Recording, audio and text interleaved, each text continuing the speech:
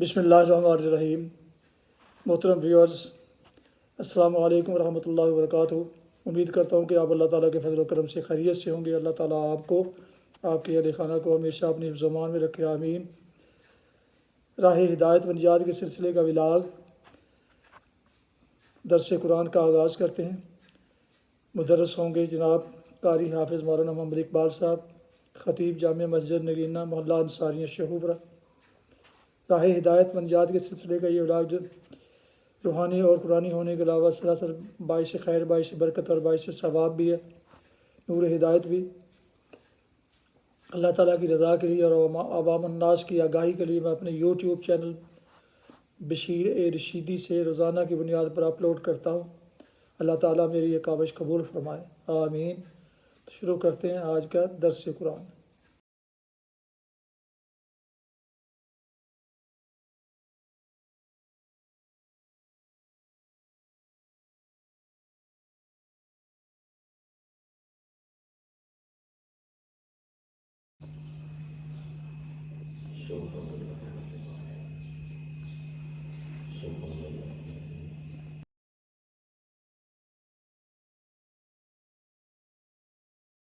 अल्हम्दुलिल्लाहि व कफ़ा वस्सलातु वस्सलामु अला मन ला नबिय्य बअद।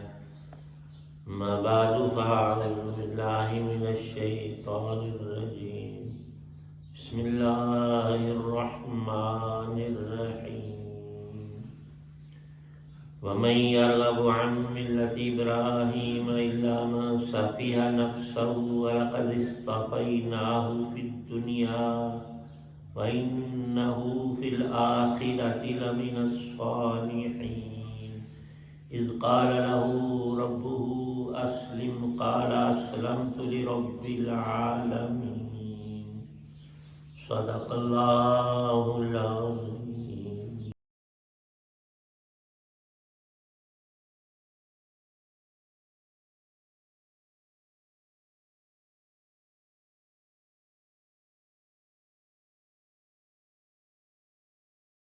और कौन शख्स है जो इब्राहीम के तरीक़े से इन्हिराफ करे, सिवाय उस शख्स के जो ख़ुद अपने आप को हमाकत में मुब्तला कर चुका हो। हकीकत तो ये है कि हमने दुनिया में उन्हें अपने लिए चुन लिया था और आखिरत में उनका शुमार सालिहीन में होगा। जब उनके रब ने उनसे कहा कि ए इब्राहीम सरे तस्लीम खम कर दो, तो वो फौरन बोले मैंने रब्बुल आलमीन के हर हुक्म के आगे सर झुका दिया।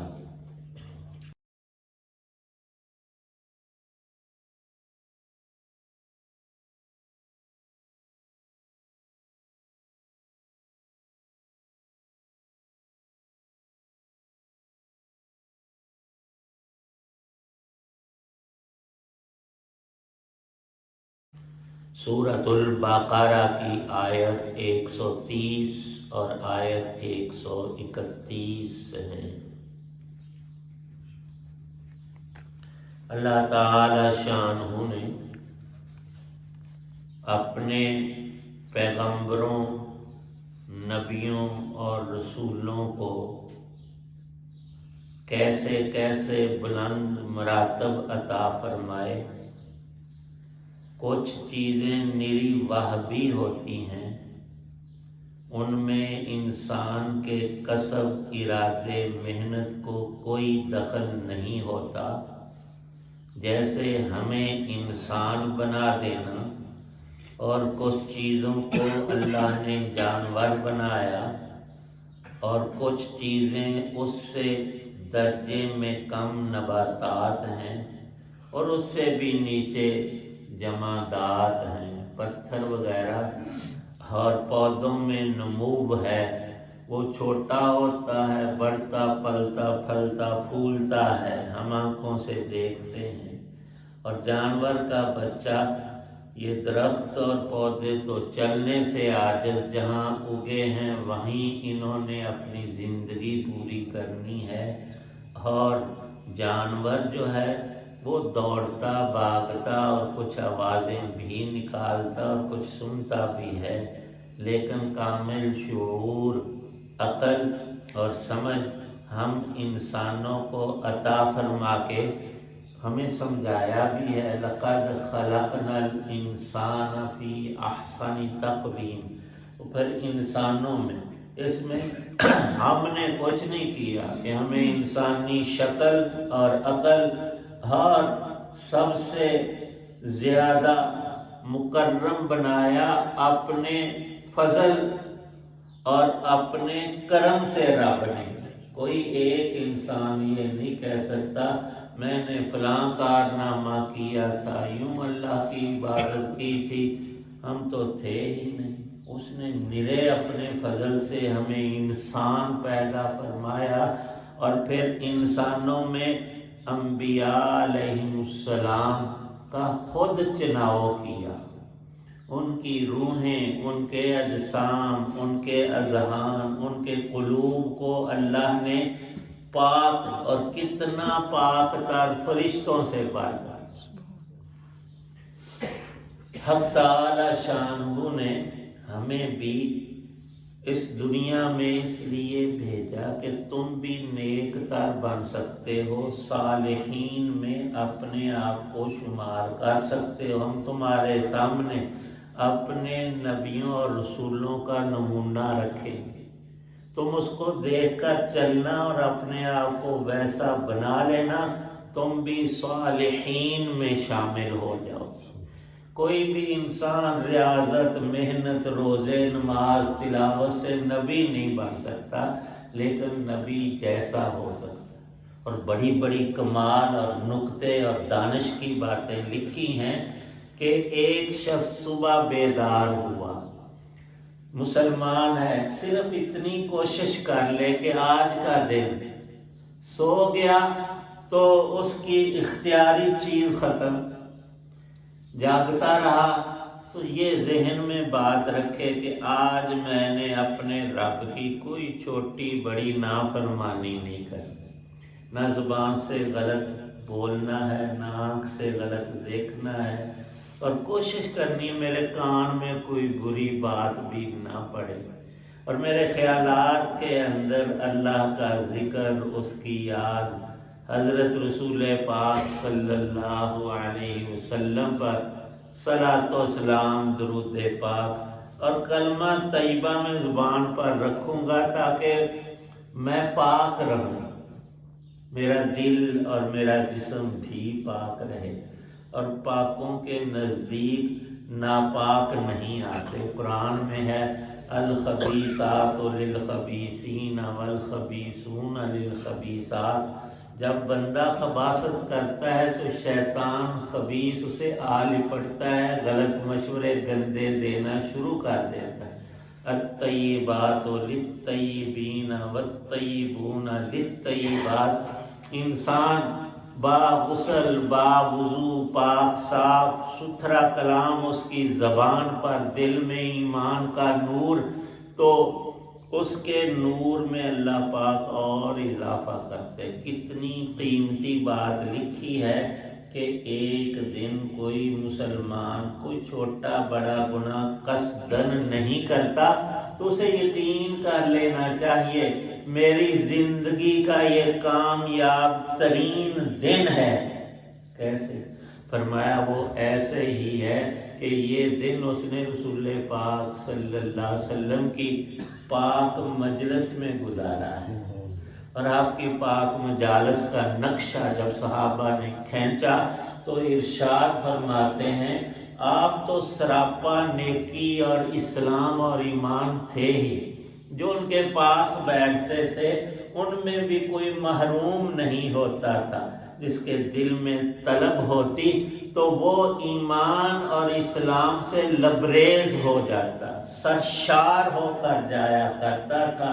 آپ کی مجلس کی پاکی کے الفاظ حدیث پاک میں موجود ہیں کہ کوئی شخص کسی سے آپ کے سامنے زیادتی کرنے کی جرت نہیں رکھتا، ہاتھ اٹھانا تو کجا زبان سے، اور وہ لوگ، ان کی ایک پیدائشی خصلت تھی، جھوٹ سے انہیں بڑی نفرت تھی، بہت اکراہ، فطرتی طور پر ہمیشہ سچ بولتے تھے۔ ہم تو کہتے ہیں نا یہاں پنجاب میں میرا کوئی سر بھی لا دے تو میں جھوٹ نہیں بولتا، تو 10-20 نال چھٹی بھی، وہ ایسا نہیں کرتے۔ یہاں تک کہ ابو سفیان خود کہتے ہیں میں سب سے بڑا اسلام کا بدترین اور نبی پاک صلی اللہ علیہ وسلم مسلمانوں کا دشمن تھا۔ 1 نمبر پر تو ابو جہل تھا، وہ تو بدر میں مارا گیا۔ اس کے بعد یہی نظر آتا ہے، جب تک یہ مسلمان نہیں ہوئے، ایڑی چوٹی کا زور دن رات اس نے یہی لگایا کہ میں ان کو ختم کر کے رہوں، پر جس دیے کو رب نہ بجھائے وہ کسی کی پھونک سے تھوڑا بجھتا ہے۔ سورج اللہ نے قائم فرمایا، دنیا زور لگا لے، اس کو بجھانا ختم کرنا تو کجا، سارا دن سارے انسان پھونکے مارتے رہے، اس کی روشنی میں کمی آ جائے، نہیں ہم تھک جائیں گے۔ وہ اللہ کا چراغ اسی طرح سے وقت مقرر اور نظام قدرت کے تحت چل رہا ہے، ساری زندگی ہمیں درس دیتا ہے، اے بندے ایک تیرا چلنا بھی ہے، ایک میرا چلنا ہے۔ میں صبح تجھے دکھائی دیتا ہوں اگتا ہوا، پھر عروج میرا ہوتا ہے دوپہر کو، پھر میں ڈھل جاتا ہوں، تو بھی ایسا ہے۔ تو اس سے نکلا ہوا نہیں، بچپن تھا تیرا نوزائیدہ، پھر بھرپور جوانی، پھر ڈل گئی۔ بندہ بڑے ادھر معذرت بہانے ہی لے، اپنے لیے سوچتا ابھی تو میں جوان ہوں، تو مرن میں 3 دن رہ گئے۔ رات ایک بابا جی تشریف لائے کہ مجھے جی دم کر دو، بڑا خوف آ رہا ہے۔ بڑھاپے میں چونکہ قوتیں کمزور ہو جاتی، دل بھی دماغ بھی اعضاء بھی، اور یوں لگتا ہے بس میں گیا ہوں، تھوڑے سا جھٹکا لگے، کوئی دکھ رنج پہنچ جائے یا بندہ گر جائے، کوئی بیماری چھوٹی موٹی، تو سامنے موت نظر آنے لگتی ہے۔ یہ بھی نیکوں کو، اور جو نماز روزے کے نہیں صرف خالی ہیں، ان کو تو آخری ہچکی تک بھی سمجھ نہیں آتی۔ اللہ نے یہاں یہی بات ارشاد فرمائی ہے، یہ انسان کی بہت بڑی حماقت ہے۔ حدیث پاک تو یہی ہے، کوئی بھی مریض ہو انہوں یہ نہ کو بس تو گیا اج نہیں تو کل تو مار دینا، اور رب نو پتا اس نے 10 سال رہنا ہو، 20 سال ابھی اس کی زندگی ہو۔ تو اس بزرگ سے میں نے کہا کہ قرآن پاک کی آیت پڑھا کرو، اللہ سے دعا کرو، اللہ کو پتہ ہے کہ کب موت آنی ہے، اس وقت تک قائم رکھو اپنے آپ، ویسے ہی نہ کہ جو بس میں بڈھا ہو گیا ہوں تو مجھے یہ بیماری ہے ختم ہو جاؤں گا۔ سیدنا ابراہیم علیہ السلام کی خصوصیات ایک یہ بھی ہے کہ ان کے بعد جتنے نبی آئے ان کی نسل میں ان کا بیٹا، پوتا، پڑپوتا، آگے ہزاروں بنی اسرائیل کے انبیاء، ان سب کے باپ دادے حضرت ابراہیم۔ خود رسول پاک صلی اللہ علیہ وسلم ارشاد فرماتے ہیں کہ میں ذبیحین کا بیٹا ہوں۔ ایک واقعہ تو قرآن پاک میں ہے اسماعیل علیہ السلام کی قربانی کا۔ اللہ پاک ان آیتوں میں فرماتے ہیں ہم نے جب بھی حکم دیا نا، جو بھی جتنا بھی مشکل ترین، تو میرے بندے خلیل علیہ السلام ابراہیم نے انقیاد، سر تسلیم، خم، اے اللہ جو تیرا حکم ہے میں نے وہی کرنا ہے۔ کتنی پیاری بات ہے اگر ہمیں یاد رہ جائے کہ میں نے آج گناہ نہیں کرنا، مجھے اتنا ثواب رب نے دینا ہے کہ میرا دن نبی پاک صلی اللہ علیہ وسلم کی مجلس میں گزرا۔ اور یہ تصورات دنیا کے سب علاج، معالجوں اور خوشی کے جتنے ذرائع ہیں ان سے بڑھ کر ہے۔ دنیا کی ہر حالت ہماری ختم ہو جاتی ہے، دن ختم، اور آج کے حالات کل نہیں، کل نئی چیز ہے، نیا زمانہ، اور انسان کے سارے احوال نئے، پر ہم کہتے ہیں نہیں جی ہم تو اسی طرح نہیں۔ ابراہیم علیہ السلام کو بڑی عمر میں حکم ہوا ختنے کا۔ آپ اندازہ کریں انہوں نے خود، چونکہ عمر زیادہ تھی تو آپ اپنے ختنے کی۔ اب ختنے کی رسم مسلمانوں میں ہے، یہودیوں میں بھی ہے، اور عیسائی جو ہیں انہوں نے اپنے دین کو عدل بدل کر کے وہ ختنے نہیں کرواتے۔ اب قیامت تک ان کی یہ سنت ابراہیمیہ جو ہے ملت ابراہیم کے خواص۔ اب ایک ایک بات پہ غور کر لیں، جب انہوں نے اللہ کے حکم پر ندا دی وَأَذِّنْ فِي النَّاسِ بِالْحَجِّ، خود بھی حج کیا، بیٹے کو کروایا، اور تا قیامت چلتا ہے۔ فرمایا رسول پاک صلی اللہ علیہ وسلم نے، ایک تو میرے دادے ابے نے اپنے بیٹے کی قربانی اللہ کے حکم پر کی، اور ایک میرے دادے نے کہا تھا میرے 10 بیٹے اگر ہو جائیں اللہ عطا کرے تو ایک کو اللہ کے نام پر میں ذبح کروں گا۔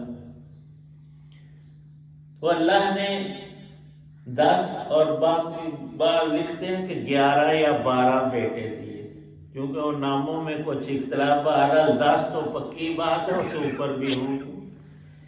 تو چھوٹے بیٹے کا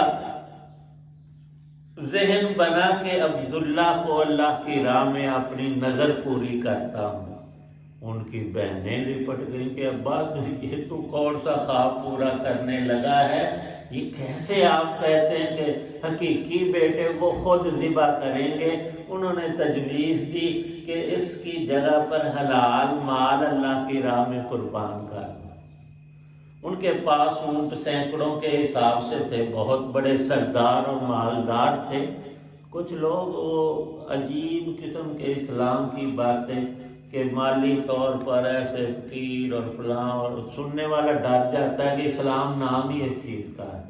نبی پاک صلی اللہ علیہ وسلم 2-3 دن یا اس سے بھی زیادہ غار حرا میں عبادت کرتے تھے، کھانے پینے کے لیے بھی نہیں آتے تھے، ساتھ لے جاتے تھے۔ یہ حدیث پاک میں توشہ ساتھ ہوتا، بھوک لگتی تو کھا بھی لیتے تھے۔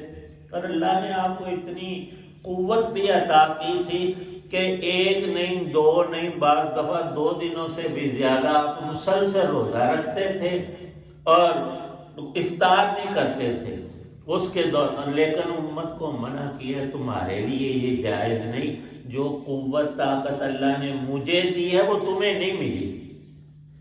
تو حق تعالی شانہ نے ان کو بھی آزمایا۔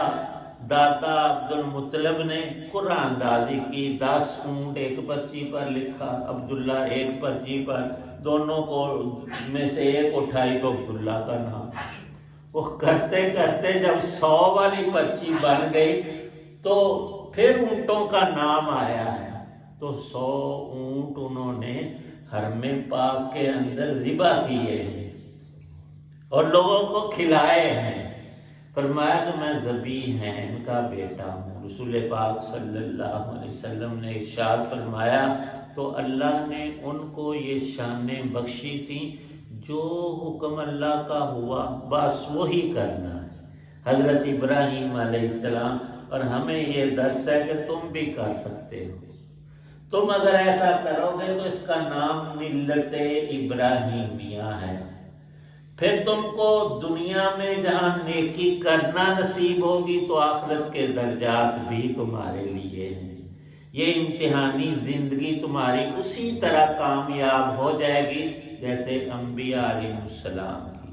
اللہ پاک ہمیں بھی ذوق نصیب فرمائے، ایمان اسلام کی تکمیل عطا فرمائے۔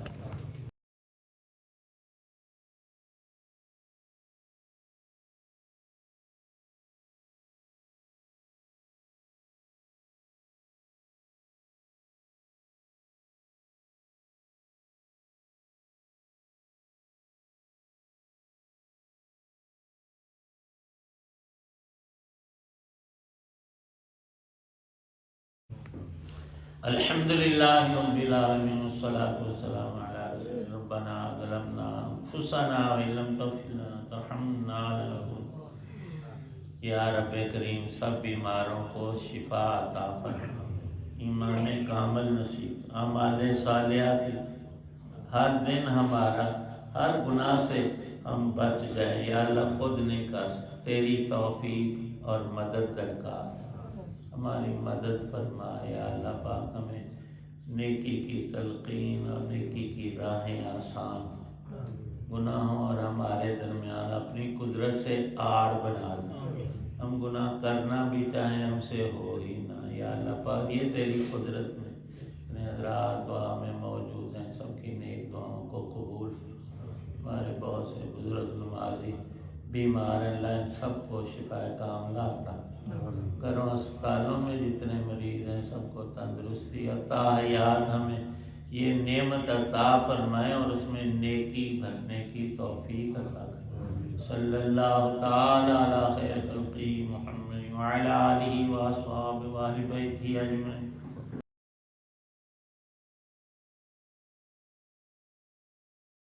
راہ ہدایت میں نجات کے سلسلے کا ولاگ درس کنان پیش کیا گیا۔ آج کے درس میں سورہ البقرہ کی آیات مبارکہ 130 اور 131 کی تلاوت، ترجمہ اور تفسیر بیان کی گئی۔ مدرس تھے جناب مولانا محمد اقبال صاحب۔ روحانی اور قرآنی سلسلے کا یہ ولاگ جو باعث خیر، باعث برکت اور باعث ثواب، نور ہدایت ہے، اللہ تعالیٰ کی رضا کے لیے، عوام الناس کی آگاہی کے لیے میں نے اپنے یوٹیوب چینل بشیر رشیدی سے اسے پیش کیا۔ یہ روزانہ سلسلے کا ولاگ ہے۔ اللہ تعالیٰ میری یہ کاوش قبول فرمائے، آمین۔ اپنا بہت خیال رکھیے گا، اپنی دعاؤں میں پاک وطن، والدین، آباء و اجداد، اعزاء کار دوست و احباب کے علاوہ اس ناچیز کو بھی ان میں شامل فرمائے تو انتہائی شکر گزار ہوں گا۔ اگر آپ نے ابھی تک اس چینل کو سبسکرائب نہیں کیا تو ضرور سبسکرائب کر لیجیے گا، اور دوستوں سے شیئر کر کے، لائک کر کے بیل آئیکن کو بھی، ساتھ لگی بیل کو بھی پریس کر دیجیے گا تاکہ آنے والے ایسے روحانی اور قرآنی نوٹیفیکیشنز آپ تک اور دوستوں تک باقاعدہ اور بر وقت پہنچتے رہیں۔ یقیناً اس کا آپ کو دوہرا اجر ملے گا انشاءاللہ اللہ تعالیٰ کی طرف سے۔ اللہ تعالیٰ آپ کو، آپ کے اہل خانہ کو، بچوں کو ہمیشہ خوش رکھے، آباد رکھے، شاد باد رکھے، آمین۔ السلام علیکم ورحمۃ اللہ وبرکاتہ۔ پاکستان زندہ باد۔ اللہ حافظ۔